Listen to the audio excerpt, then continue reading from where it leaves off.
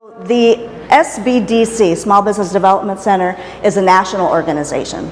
So primarily funded by the SBA. We're their outreach arm for business coaching, for all of their clients that are looking for SBA-backed loans. They send them our way, and then we can help them through the process, because the SBA doesn't lend money directly. The SBA guarantees, kind of like an FHA loan for your mortgage. So it guarantees the bank loan, right? But in order for them to guarantee it, they want to know that the companies are, not just business credit worthy, but that they're in a good market, that they understand their business model, all of those different things. I know they come and take my chairs. I know, the popular topics, right? But so every SBDC, every center is tied to a university.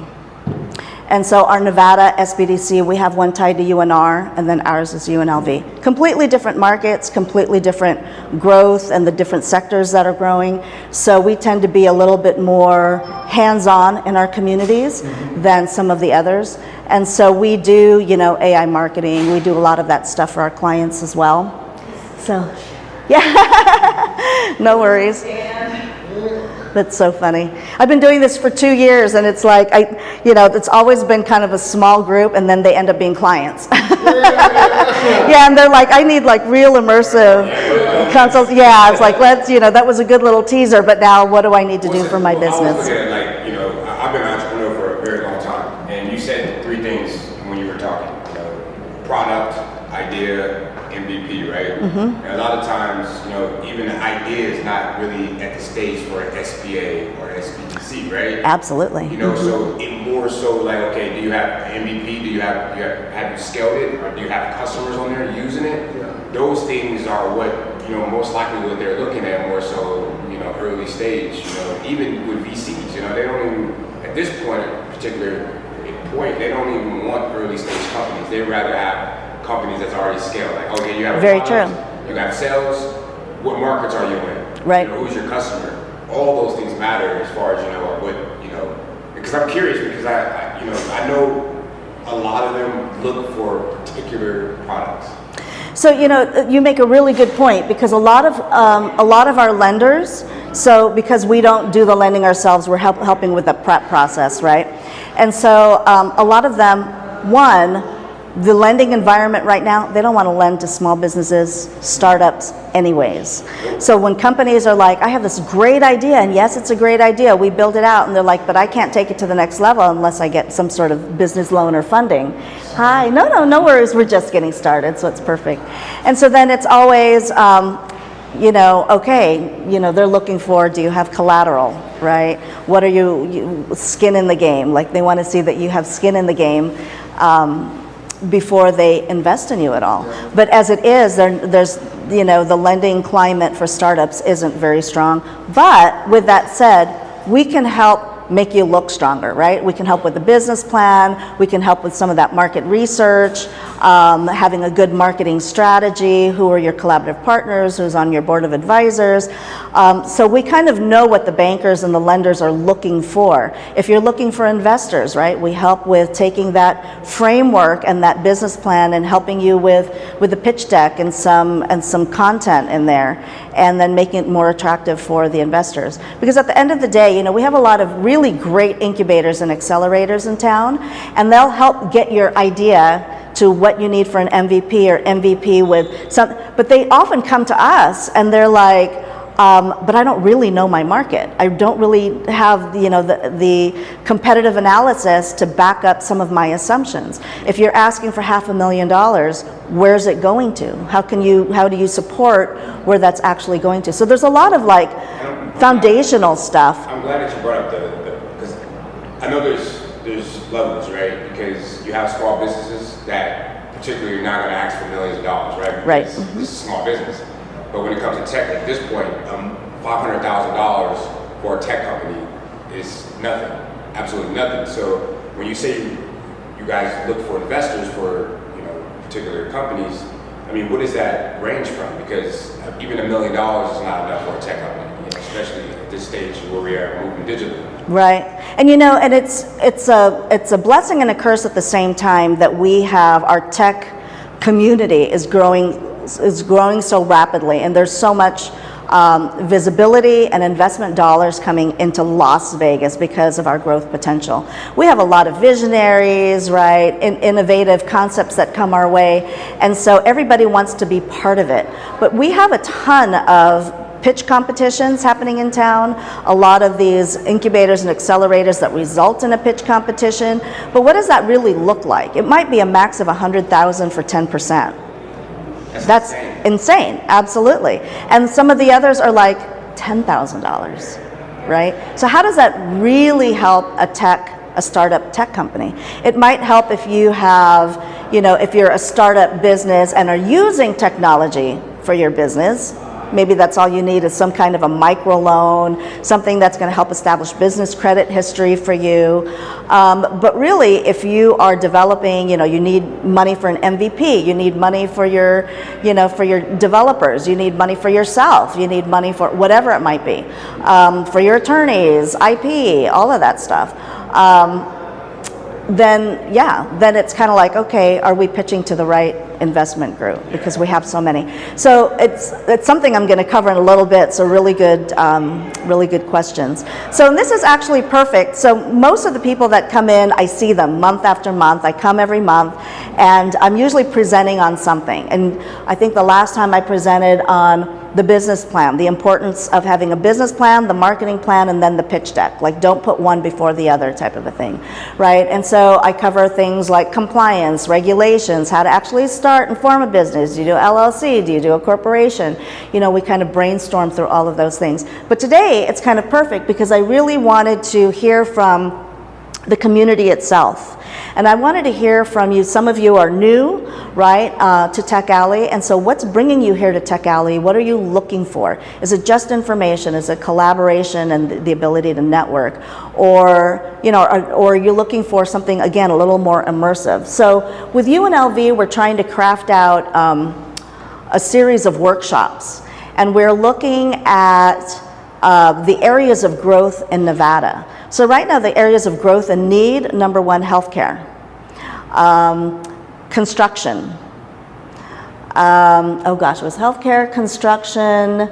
There are a few others, and then technology is not really on the radar for growth, and also our creative community. So a couple of things that I do in my background. So I do have a couple of other things that I do in addition to being a business advisor with SBDC. I have a technology company that focuses on the creative community, arts and entertainment, so it's kind of like LinkedIn. So we are post-MVP, we're live, so I've been through the whole process, trying to pitch, so that's firsthand knowledge. I'm also the founder and board president for a newly formed business chamber for the creative community called ACE, Arts Creative Entertainment, ACE Chamber. And so that is really about bringing the independent or creative freelancers together to start thinking about their businesses or their gig work as businesses, right? So that's a different mind shift for them. And then I'm also an HR consultant, had my own staffing firm, so I'm familiar with compliance and best practice and all of that. But when it comes to technology, I align it a lot with the creative process for our creative community, because you sit in development for 2 to 3 years. So what do you actually have to show a potential funder, an investor? Hopefully they tap into the vision and they want to see it, come to life. But when it comes to other traditional sources, or when when do you start your marketing? When do you start building out that business plan if you're still kind of in that development phase? And so our thing is, start as early as possible. When you finally, you've done some research and you're like, this is feasible, I think I want to move forward with it, you start with that framework. You can always update it and adjust it, but at least it gives you that roadmap, right? And then we know what you need to do next. So, so today I really wanted to hear from all of you guys. I'll give you a little bit more brief background on what we do with the SBDC. So we're Nevada SBDC, first call to start or grow your business. So we promote economic development across the state by providing confidential business advising and training at no cost to you. And that's actually really important because everything is covered under a confidentiality agreement. So we have a lot of people like in these scenarios where they tell me everything about their product or idea, and it's like no. it's like register with us and then everything is confidential, right? And then we're proudly supported by the SBA and in partnership with UNLV's Office of Economic Development. So we can assist you at all phases of your business life cycle. So what does that look like for a startup, right? So there's Rachel, I have an idea. So we help kind of map it out. What have you done in terms of market research? Okay, yeah, you're developing technology, but in what space? What does competition look like? You know, is this a revolutionary thing that now we have to look at potential patent, IP protection type stuff? Or are you leasing and integrating different platforms, which really isn't patentable, right? So it's like, let's put it all down on paper and see really how fleshed out you've made it. And then what is the demand? What is the problem that you're solving?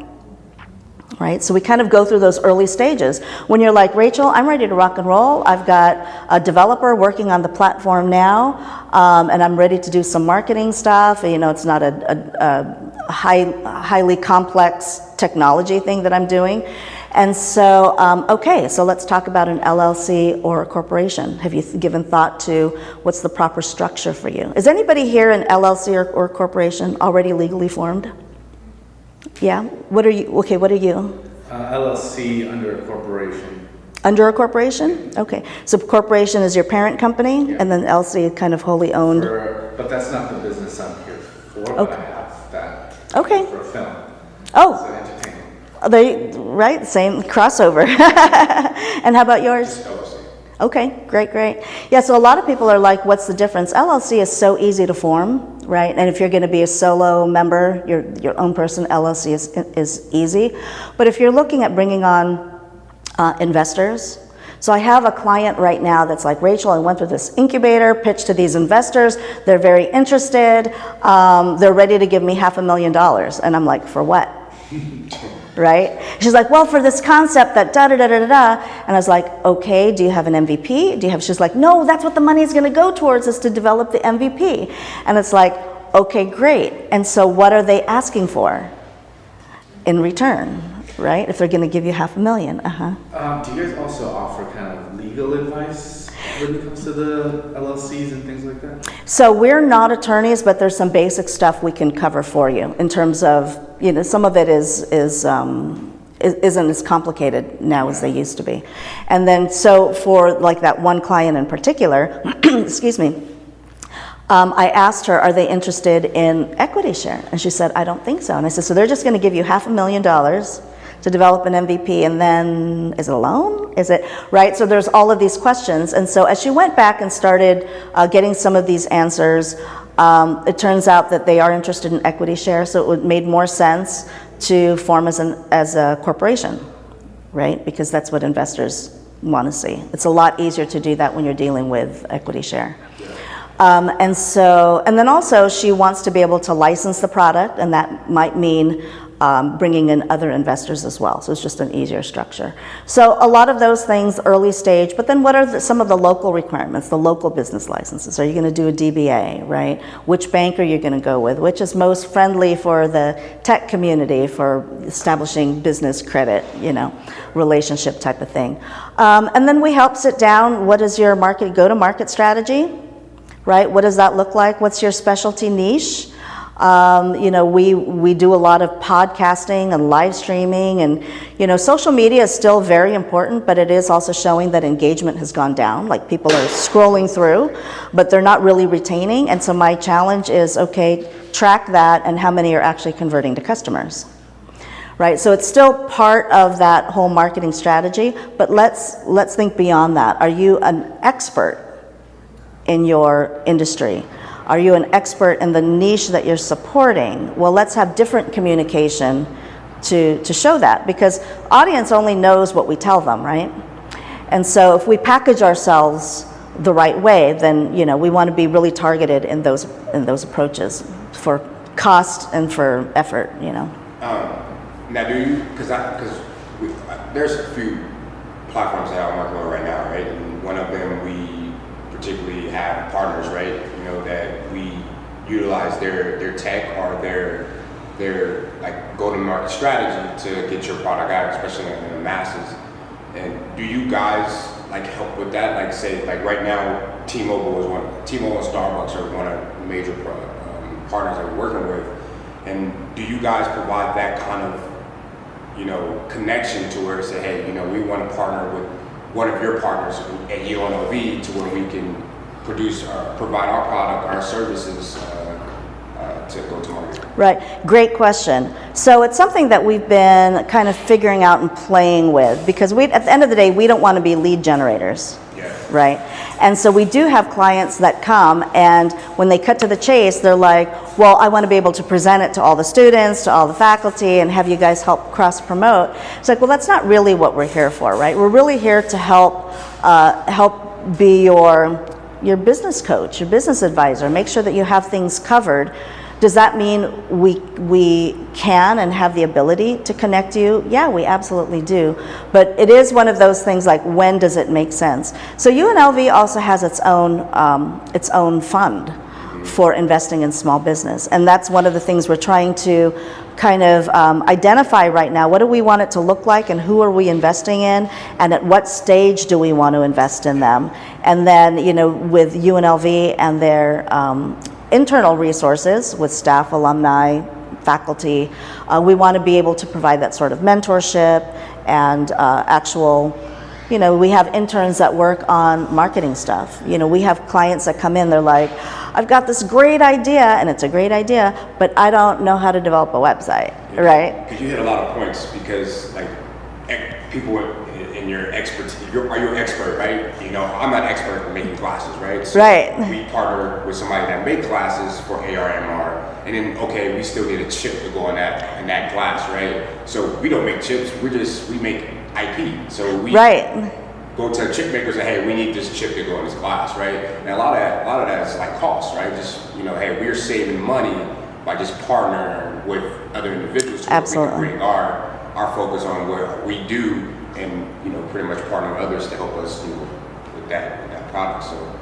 that's why I'm just interested, because I always wanted to know what UNLV economic development does as far as their connection with the SBA. And just like you said, there's not a lot of money in tech and technology in Vegas, but I also think that's still big, because nobody really putting emphasis on it when actually we need it, especially in this market, you know, where this market is growing pretty substantially. So interesting. Well, and that's a really great point. So, excuse me, there's not a lot of money going into it. Doesn't mean that it's not important or the growth potential isn't there. It's just from the state and the city and county standpoint, where are they putting their funds towards? What is the biggest need? So if our tech community grows, our environment grows, we're going to be self-supporting. We're going to be able to sustain ourselves. So, but where is their main focus are the areas that don't have that potential. So that's the healthcare, construction, and so that's why those are kind of the priority areas. But in terms of creative and tech, it's like we're going to be a huge economic impact to the city, and we just have to, you know, treat everything like a business and make sure that we're competing as a business. So you had a question, sorry. Yeah, because I'm not an LLC or a corporation, but I went to training with a small business association in San Diego. They went me to training because I had this business idea about the tech startup, which I started in San Diego, but I moved here now. But my client is still in San Diego. They're still, you know, they're taking my service and everything. But I'm kind of like the lost soul now. Oh, yeah. Out of my environment. Sure. So do you guys help those like small businesses, even smaller, that's kind of like the solopreneur, right? Like I'm a sole proprietor, but it's in a medical space as well, because I support like small like clinics and offices, dentists, to be top of the line, cybersecurity, secure, and also educated with technology. Because most of the time they want to focus on their practice and neglect technology, and they get hacked, and now it's Sure. a bigger headache, right? So I kind of promote the not taking advantage of you, and I want to make sure that even though technology is like a second thing, it's becoming more gold now that Oh, we're sure. getting into the cyberspace. And yeah, it's very So, important. Security is important. I'm wondering what kind of training is there with you guys with those kind of scenarios. So what we find a lot, especially with technology companies, right, is you develop the product or you're already, in the market, but you're stuck. Yeah. And that's really about marketing. That's really about what marketing strategy do you have in place that's going to make you stand out, that's really speaking to your value proposition to your potential customers. And so we help with that. Another great thing I think that we do is we are really immersed in the community. So we do as many networking events as possible. So we just came out, so I do Tech Alley once a month, I do the ACE Chamber, we are involved with the Vegas Chamber, Henderson Chamber, Latin Chamber.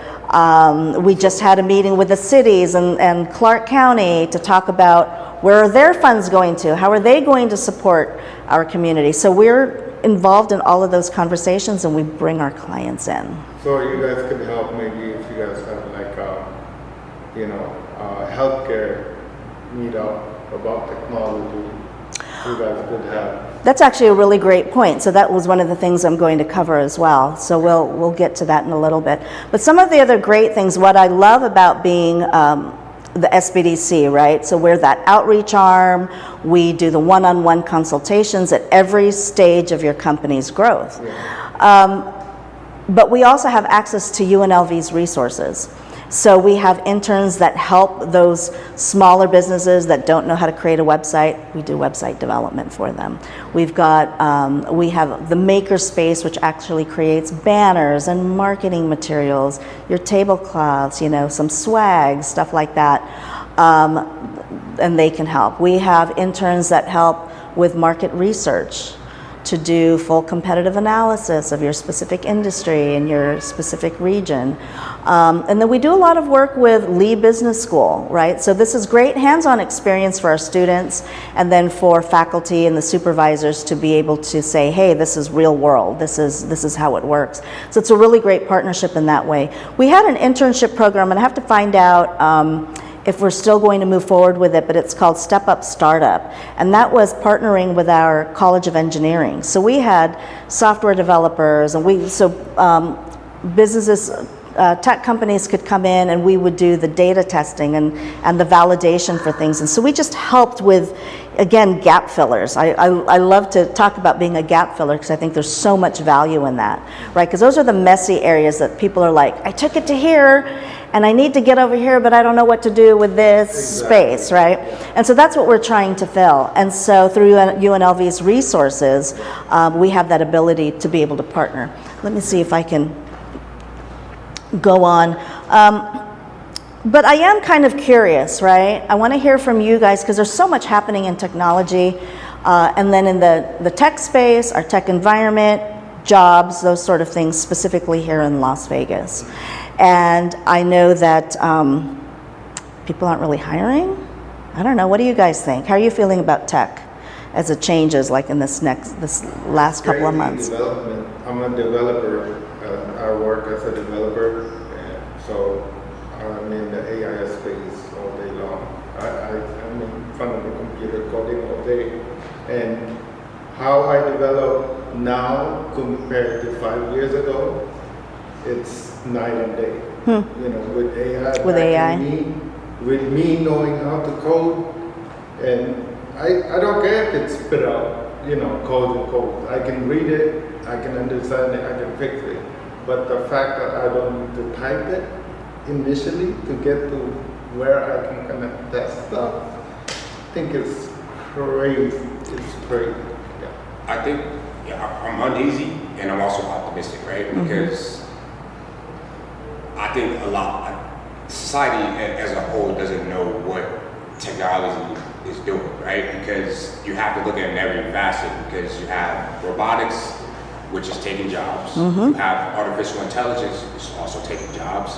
And you have pretty much all techs taking jobs, right? You have these major corporations that have so much money to where they can deploy so much to where, okay, Uber, Lyft, okay, how long are they gonna last? Because Elon Musk has Waymo, they have autonomous, right? And then you have robotics taking server jobs. You have tech. Now you don't really even need a coder or engineer anymore, because now they have platforms where all you have to do is tell it what you want to build it, and they build it for you. So you look at these processes, it's like, okay, well, if all this is there, why do people have ideas? Because companies can do it themselves and leverage it out and just do it and just create the product, and it's out Absolutely. there. Which is why for me, not to cut you off, No, you're fine. I've been thinking about like a holdings kind of situation for myself, because there are so many ideas now that you can build a lot faster. I mean, I've been using like lovable.dev and just like vibe coding my website, and then it's up like the next day to like deploy it. And so lately I've been thinking like, okay, maybe I should just try to make something scalable, like a SaaS company, and then just sell it. And that's what I think it is. I think, cybersecurity is huge right now because of the fact that you don't really need anyone to build anything anymore. And now we're moving into this digital world to where we don't need money anymore. Everything is on this phone, right?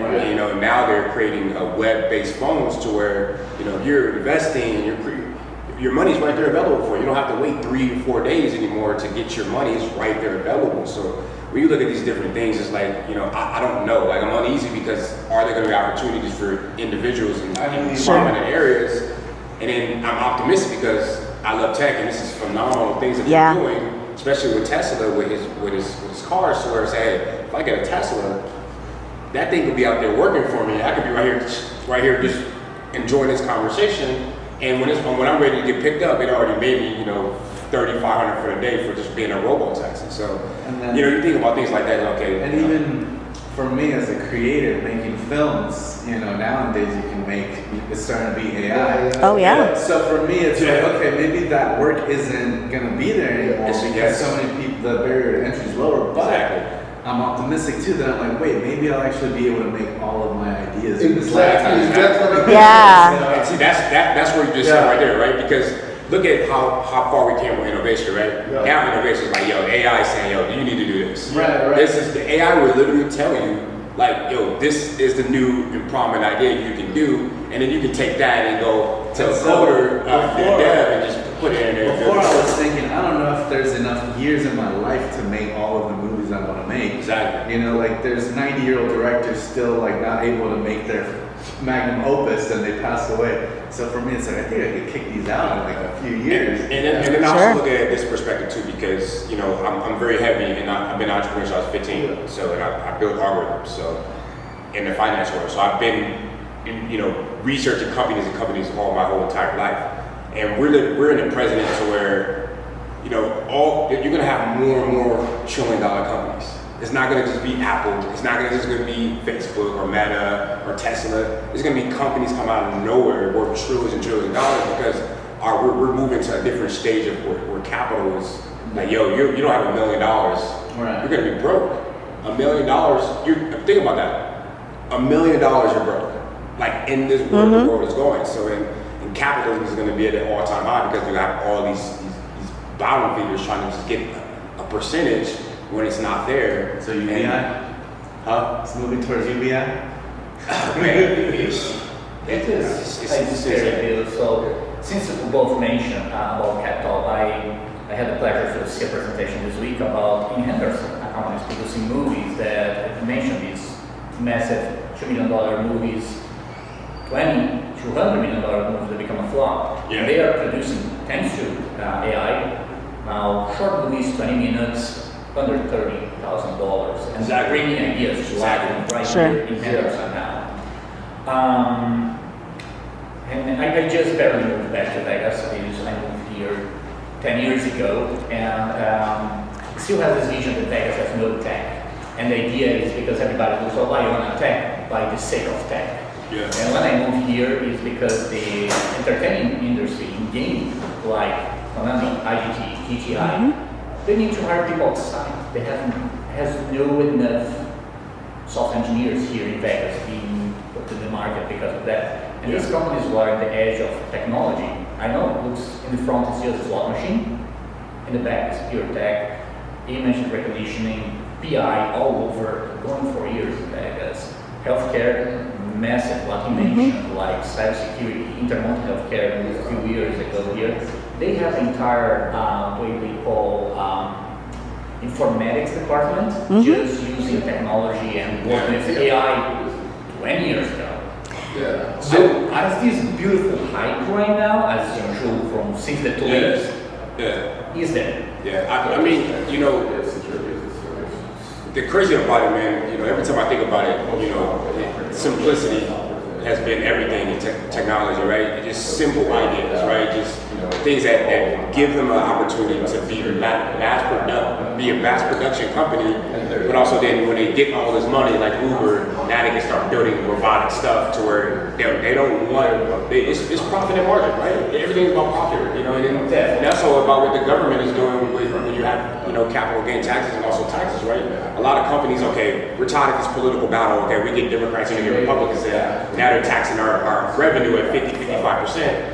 We don't want that no more. You think about me, if I'm a founder of Uber and you're taking 55% of my revenue, I still have to pay employees, I got insurance, all these different things. Now they're figuring out how, okay, well, we don't need the driver, we just need this car, right? We need this process to where we get it 100%. So I have a question for you guys then. With all of the, you know, with technology quickly changing, have your specific roles changed? Like, do you feel, right? So are you, you know, if you are a software developer, are you finding more opportunities or fewer opportunities? Then does that mean you're able to pivot and move into a different, like, how has it changed your roles? I'm actually a graduate student right now for business. And it's because we need to pivot. You need to pivot. AI allowed me to have more time to look at the business side that will drive the revenue first, rather than the technology. Technology is great, but now developing it became much more easier that I can shift my focus into something more that could flourish the business bigger. Well, as a healthcare provider, the communication system breakdown has been melting down. And as a software developer, I put in 30 years of my life to get the system where it needs to go. And I'm finding pushback from a lot of users that are older because they're afraid of putting their information into, because it breaches security. And the hacking. But what I'm seeing now, and I was just talking with Jerry about it, you need like a security guard in place.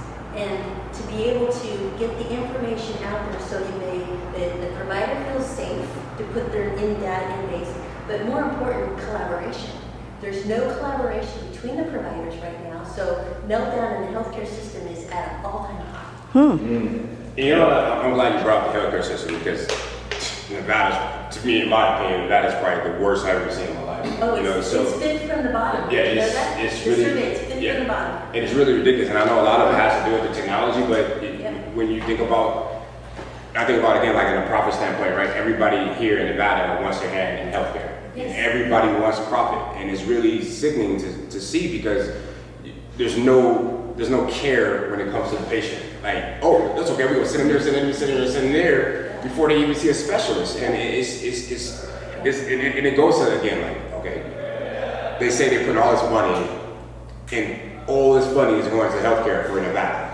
But where is it going? Like, where is it going? So then we go back and pivot and say, hey, well, maybe if you stop thinking about healthcare and put more money in technology, maybe the healthcare system would be better, right? The systems, and that's In the why systems. colleges will play a big part because the students come out without any kind of systems or knowledge or education, and they're left to learn it on their own. And the systems all don't communicate with each other. It's a hodgepodge. So you get the school starting in a similar system no matter where you are in the healthcare industry. Then they're going to talk the same language when they get out, but they'll communicate. And they'll have a similar system that's digital in communication because the care, ultimately, the victim is the patient every single time. Every single time, yes. I'm sorry.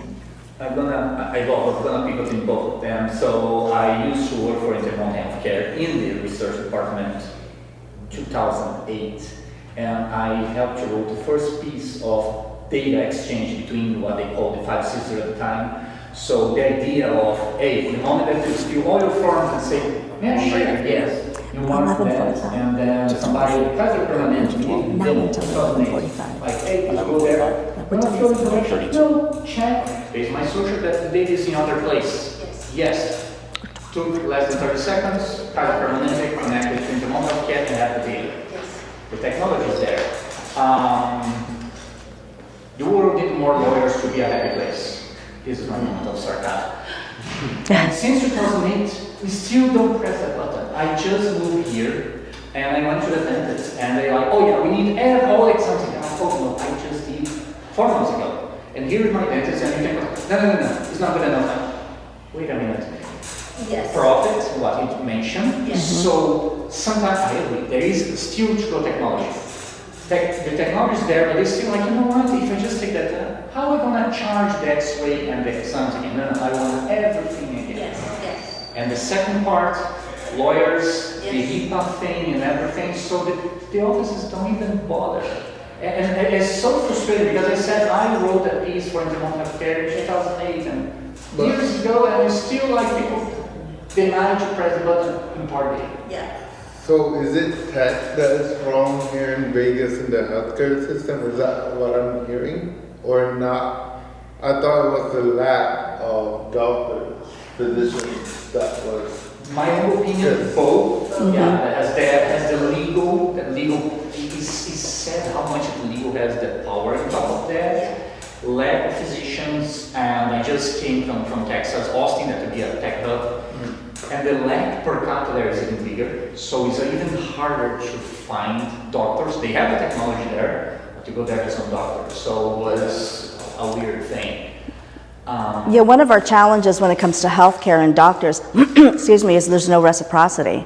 So if you, No what? it's called reciprocity. So meaning that you have to be licensed in Nevada in order to be, so the majority of our, so the majority or a lot of our doctors are not in private practice. They're W-2 employees by the hospitals. They're hospitalists.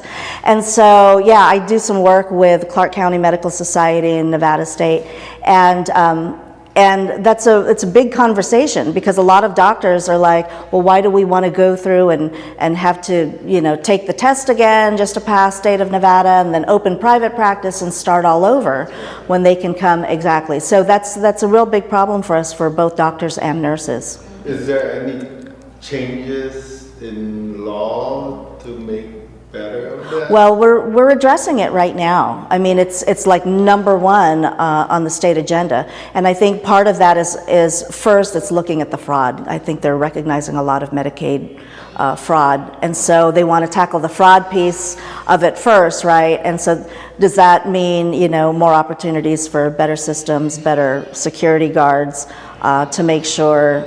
How do they flag if systems aren't speaking to each other? One thing I see, I have a project manager covering the contract work and how AI is coming in. And is it replacing positions? Yes, what positions is it replacing? It's not replacing the architects and that's not where AI is coming in. It's replacing the entry-level positions for those that are just coming out of college. So I see those positions are going away. And everyone wants, they're getting, they want to be more effective, everything else.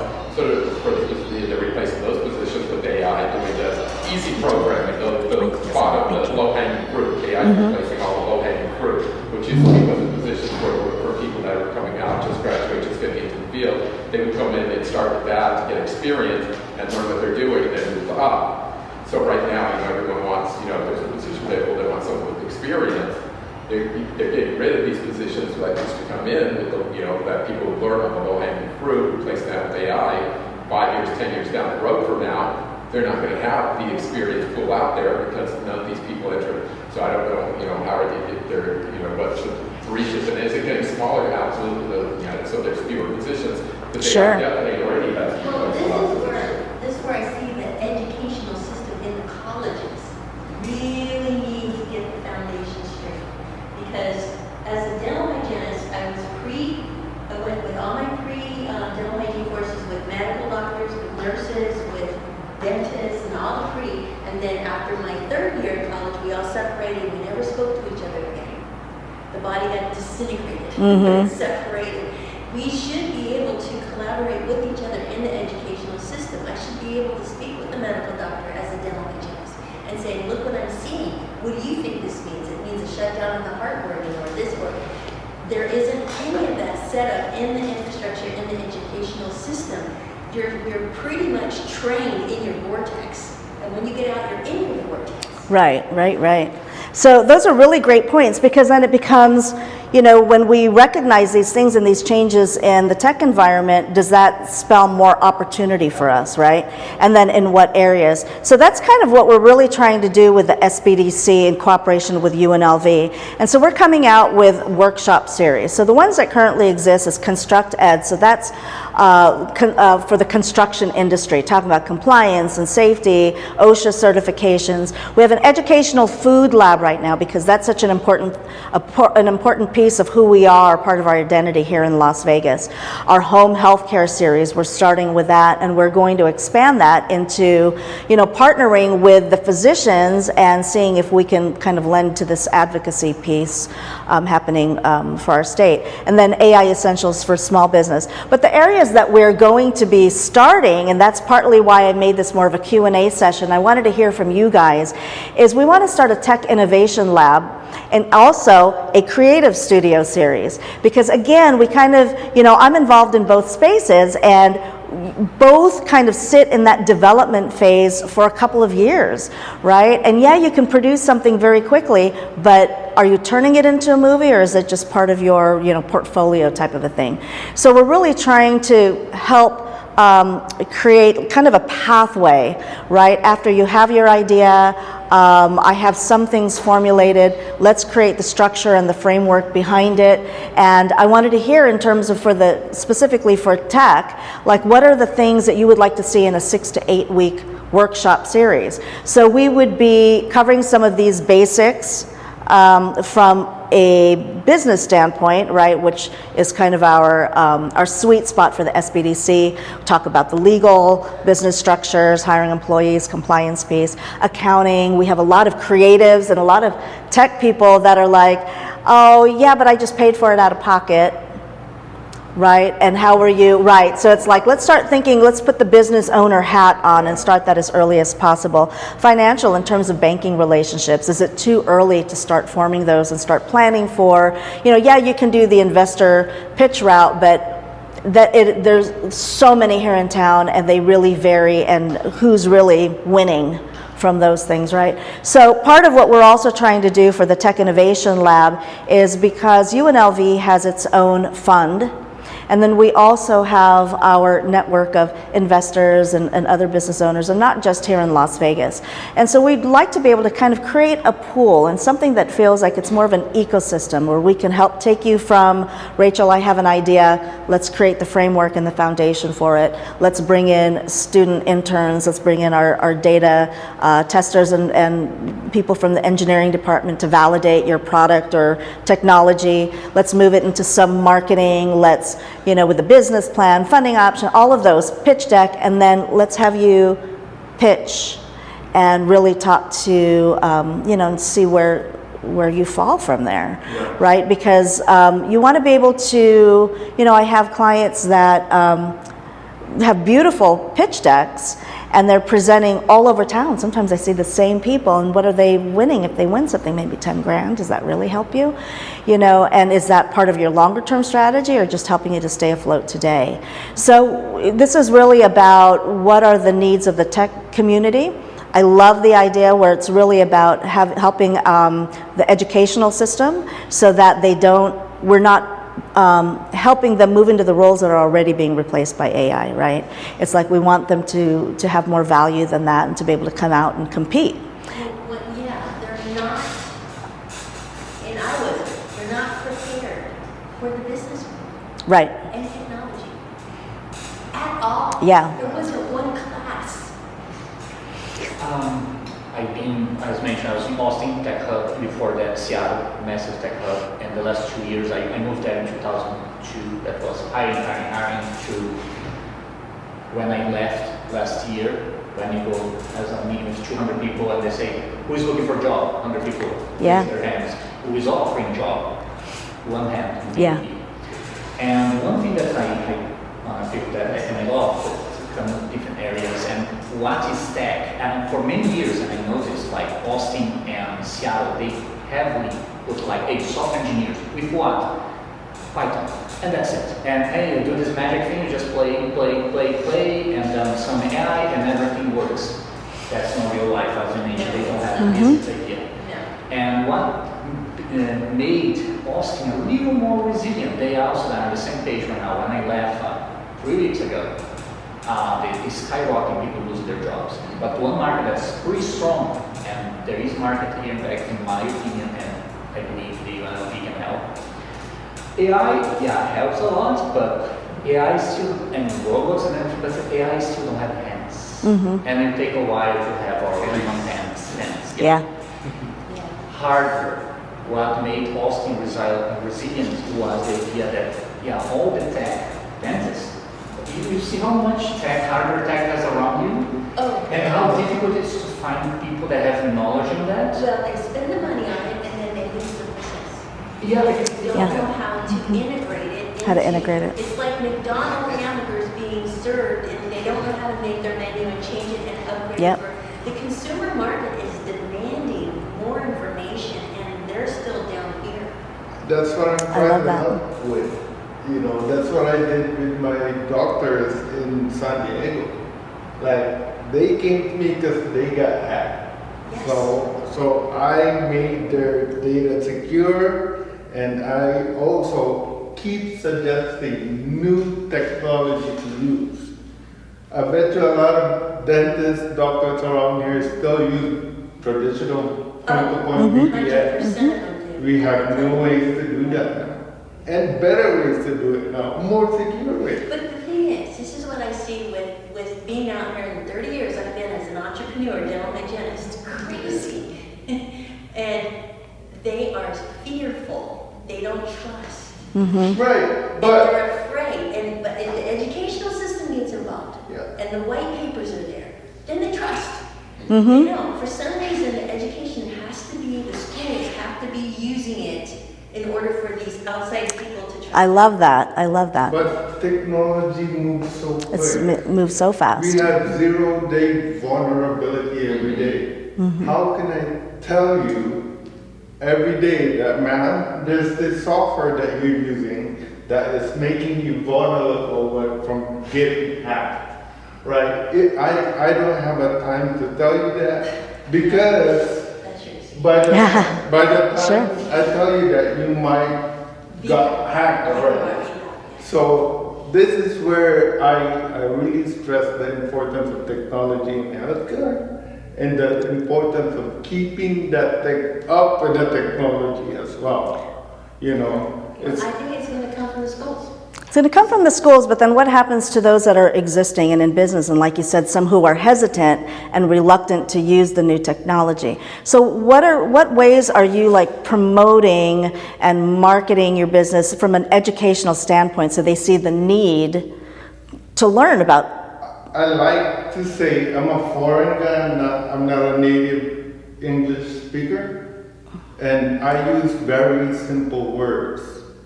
I like to always educate my clients in simple words because I am their gateway to the hard world, right? I'm the I love guy that. that needs to I was secure worried that. because one thing we get stuck with the tech, we talk to the tech people, we get our own language there. And we forget that people outside the tech world don't understand what we're saying. Yeah. And so when you're dealing with doctors and dentists and stuff, they're not in the tech world, they don't even understand what you're talking to Yeah, about. yeah. So you have to be able to break it down into simple language that they understand. And You that- know, and that's key, right? And that's where you get the trust. That's a amazing point. I love that. Communication. I see, I'm not going to mention names, but at college sometimes I see an IT training here that spend like 20% of the classes because politics and history, and I love history.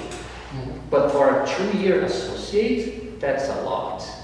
And so should spend more in tech. By the way, I checked the entire curriculum. 0 classes in communication. 0.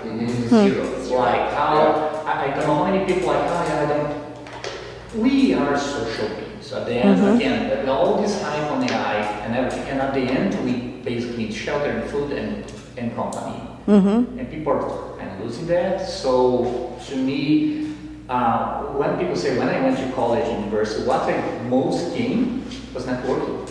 Yeah. I'm here because of networking. The tech I can learn anywhere else Sure. at any moment. And I noticed that the colleges and universities lost that. They have these classes that, I'm doing these facultative classes and I go there's 2 people and they see completely opposite to make sure they don't talk. Why? So can education make them see I love that. By the way, what you're doing right now is this. It's just an invitation. That open doors, that open network for the people who are looking for jobs. That is how they get. So I think that's a key point too, because I'm an older generation. We grew up talking to each other. We grew up using these as voice communication. Communication today, you call somebody and you're supposed to text them first to see if that's communication breakdown. They don't know how to communicate to each other unless it's through here. But then when they go out in the real world, they have to talk to someone. They don't know how to communicate with their voice to each other. And that's key. You're right. That's not being taught at all. And they don't learn that anymore growing up, because growing up they learn how to communicate with this only. So I agree with you there. You teach them how to communicate here. Yeah. How do we get involved on those programs that you were talking, like the tech innovation? Thank you. So I'll put up my email address again at the end because we're almost out of time, and then you guys can reach out to me. Let's stay in touch. Again, we are providing our business consulting and advising at no cost to you. It's your tax dollars at work. So if you want to have one-on-one counseling sessions covered under confidentiality policies, then we can do that from that perspective. And then once we roll out the workshop series, we're having meetings about what we want that format to look like, and when to bring in subject matter experts, and when to bring in university resources as well. So hopefully in the next few months, we'll be able to roll that out. Yes. There's one other thing I want to say that I've seen very recently that's just going, even now the government's using. It's like when you're going for an interview now, whether you do it on here or that, it's video and facial, and they're using AI now to judge your interviewing skills. AI is picking up on your, and there's even that. The AI is tracking, when you do the software that's out there, it's tracking your eye movements to see if you're reading something or if you're responding correctly. That's very new now in the interview, that AI is judging. And before it even goes to the hiring manager, AI prints out this report after your video interview, and they're using that to judge if you should even get to the next step. So if you don't know how to communicate and you're trying to do this, you're going to be passed on. And that's something, I don't personally like that, but that's something that's real world you can't do. Sure. So AI now is judging, is more and more, you're going to see this, AI is judging you in that first step, and it's, a communication interview, you're on there and everything else, and they need to understand that, and they need to understand AI is looking at your body language, it's tracking your eye movements during these interviews and everything else. It wants to know how, it's judging how focused are you on that, and how authentic you are. And they're using AI for that in the first steps of the interview processes now to get a job, and that's very different. And it really is. I had a staffing agency, did corporate talent acquisition, prepped all my clients for their interviews, and I wasn't familiar with that. So that would be a really interesting thing to include as well, right? Because if you're graduating with an engineering degree, computer science, what are you looking to do? Are you prepared for the interview? Are you competitive? If there aren't very many jobs out there for entry level, then what? Are people moving into gig work? Are you acting as a consultant, or are you moving into a founder role? So that takes me kind of to our last question. If you could ask a CTO, founder, or tech developer one thing, what would it be? Phases of implementation. Very good. I like that. Phases of implementation. I could ask the